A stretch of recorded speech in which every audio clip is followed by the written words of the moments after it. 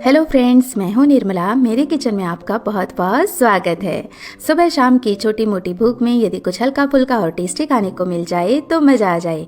तो आज एक ऐसी हल्की फुल्की नमकीन की रेसिपी मैं आपसे शेयर करने जा रही हूं, जिससे आप महीने भर तक स्टोर भी कर सकते हैं और जब चाहें इस चटपटी नमकीन का मज़ा उठा सकते हैं। और एकदम कम खर्चे में ये ढेर सारी नमकीन बनकर तैयार हो जाती है, तो काफ़ी पॉकेट फ्रेंडली भी है।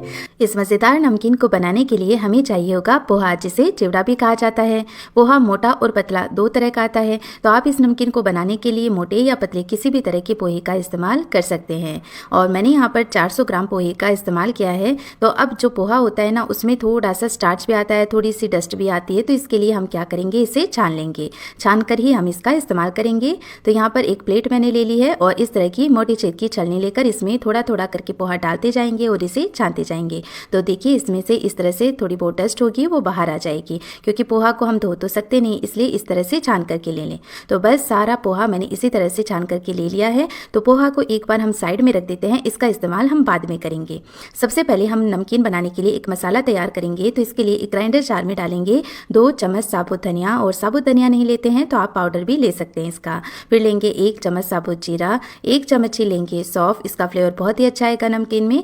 अब कुछ पाउडर मसाले भी ऐड कर लेंगे, जिसमें मैं ले रही हूँ 1 चम्मच लाल मिर्च का पाउडर। नमकीन का कलर अच्छा है, इसके लिए आधा चम्मच हल्दी पाउडर ले लेंगे। 1 चम्मच लेंगे काला नमक, स्वाद के अनुसार नॉर्मल नमक भी ले लेंगे। और अब इसमें बढ़िया चटपटा फ्लेवर लाने के लिए मैं इस्तेमाल कर रही हूँ चाट मसाला। तो 1 चम्मच मैं चाट मसाला ले रही हूँ, आप चाहें तो आमचूर का पाउडर इस्तेमाल कर सकते हैं। तो बस ये मसालों का मैंने फाइन पाउडर बना करके तैयार कर लिया है। तो नमकीन में ये बहुत ही बढ़िया से कोट हो जाएगा इस तरह से, जब हम फाइन पाउडर इसका बना लेते हैं। और इस मसाले में से बहुत ही अच्छी खुशबू भी आने लगी है। तो एक बार इस मसाले को हम साइड में कर देते हैं। और यहाँ पर कढ़ाई के अंदर मैंने तेल गर्म होने के लिए चढ़ा दिया है और तेल अभी हल्का गर्म हो गया है। तो जो चीज़ें हमें लो फ्लेम पर फ्राई करनी है, उन्हें हम पहले फ्राई कर लेंगे। तो इस छलनी की हेल्प से मैं सारी चीज़ें फ्राई कर लूँगी, ताकि इन्हें निकालने में भी हमें कोई परेशानी ना हो। तो मैंने ये 1 कप मूंगफली ली है, कच्ची मूंगफली है ये, और इसे तेल के अंदर ऐसे हम फ्राई कर लेंगे। सारी चीज़ों को जब हम फ्राई करके ये नमकीन बनाएंगे, तो आप महीनों तक इस नमकीन को इसीलिए स्टोर कर पाएंगे। ये ज़्यादा क्रिस्पी भी बनेगी और टेस्टी भी बनेगी। नहीं तो यही नमकीन आप बिना फ्राई करके, यानी थोड़ा सा शैलो फ्राई करके भी ले सकते हैं या रोस्ट करके भी ले सकते हैं, लेकिन ऐसे बनाते हैं तो टेस्ट ज़्यादा अच्छा आता है। तो जब मूंगफली अच्छे से लाल लाल हो जाएगी और ये चटकने लग जाएगी, तब हम इसे बाहर निकाल देंगे। मूंगफली को कभी भी पूरा ओवरकुक यहीं पर ना करें, क्योंकि ये बाद में भी अपनी हीट के कारण धीरे धीरे और पकती रहती है। तो छलनी को इस तरह मैंने उछालते हुए सारा एक्स्ट्रा तेल निकाल दिया है। और अब इस मूंगफली को हम एक एब्जॉर्बेंट पेपर पर निकाल देंगे। अब सेम छलनी दोबारा से लेंगे और इसमें ऐड कर लेंगे डालिया। बेसिकली ये भुनी हुई चना दाल होती है, जिसका इस्तेमाल हम चटनी वगैरह बनाने में करते हैं। तो यदि आपके पास ये है तो आप ज़रूर से इस्तेमाल करें, नहीं है तो स्किप भी कर सकते हैं, क्योंकि इसमें और भी हम कई चीज़ें डालने वाली है। तो नमकीन के टेस्ट में आपको कोई कॉम्प्रोमाइज़ नहीं करना पड़ेगा। ये जो दाल होती है वो काफ़ी सॉफ्ट होती है, तो जल्दी से ये फ्राई भी हो जाती है। तो इस तरह से बढ़िया लाल होने तक इस भुनी हुई चना दाल को भी हमने फ्राई कर लिया है। फिर से छलनी को इस तरह हम कढ़ाई के ऊपर रखते हुए इस दाल को छान लेंगे, ताकि एक्स्ट्रा सारा तेल कढ़ाई में आ जाए। और बस अब इसे भी हम एब्जॉर्बेंट पेपर पर निकाल लेते हैं। अब इस छलनी के अंदर हम आधा कप सूखा नारियल इस तरह स्लाइस में कटा हुआ लेंगे और इसे भी फ्राई कर लेंगे। और नारियल में ऑलरेडी काफ़ी ऑयल होता है, तो ये तो बहुत ही जल्दी से फ्राई हो जाता है। तो आप यहाँ पर स्लाइस करके ले सकते हैं, एकदम बारीक टुकड़े लेते हैं तो वो भी ले सकते हैं। तो यहाँ पर नारियल भी अच्छे से फ्राई हो गया है, तो इसे भी निकाल लेते हैं एब्जॉर्बेंट पेपर पर। अब फिर से छलनी लेकर मैं इसमें आधा कप या हाफ कटे हुए काजू भी ऐड कर रही हूँ। आप चाहें तो बादाम भी ले सकते हैं, या ड्राई फ्रूट्स पसंद नहीं करते हैं तो इसे स्किप भी कर सकते हैं। तो बस ये थोड़े से काजू मैंने तेल के अंदर फ्राई कर लिए हैं, तो ये भी बहुत ही जल्दी से फ्राई हो जाएंगे। तो जैसे ही ये हल्का सा कलर चेंज करेंगे, फटाफट हम इन्हें बाहर निकाल लेंगे। तो इन्हें भी मैं एब्जॉर्बेंट पेपर पर निकाल लेती हूँ। तो सारी फ्राई की हुई चीज़ें हम एब्जॉर्बेंट पेपर पर निकाल लेंगे। इससे जो नमकीन होगी वो बिल्कुल भी ऑयली नहीं बनेगी।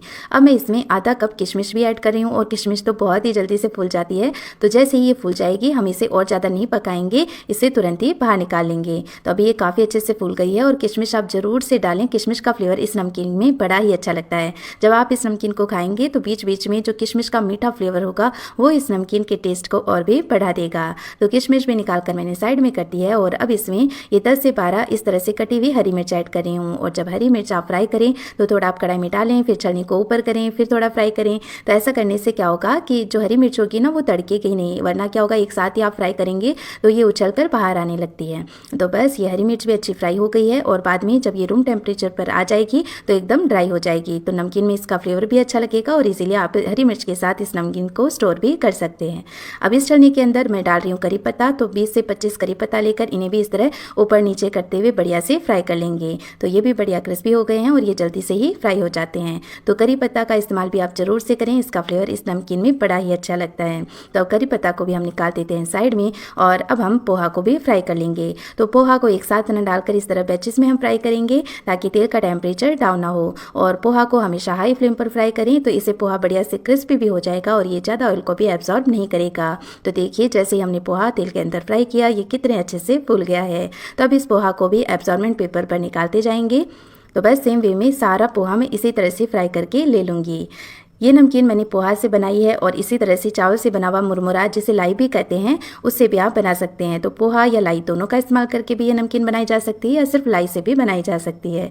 तो सारा पोहा मैंने अच्छे से फ्राई कर लिया है और देखिए थोड़े से पोहे से कितना सारा पोहा बन गया है, क्योंकि ये फ्राई होने के बाद काफ़ी फूल जाता है। तो ये हमारा पोहा भी तैयार है। इधर बाकी चीज़ें भी हमने फ्राई करके रख दी थी, तो ये भी तैयार है। और ये सारी चीज़ें अभी काफ़ी गर्म है, तो इसी के अंदर अब हम जो पाउडर मसाला बना के हमने रखा था वो भी ऐड कर लेंगे। तो इससे क्या होगा कि जो पाउडर मसाला होगा वो जलेगा भी नहीं और इस नमकीन में वो अच्छे से पक भी जाएगा। तो फ्लेवर टेस्ट बहुत ही अच्छा आएगा।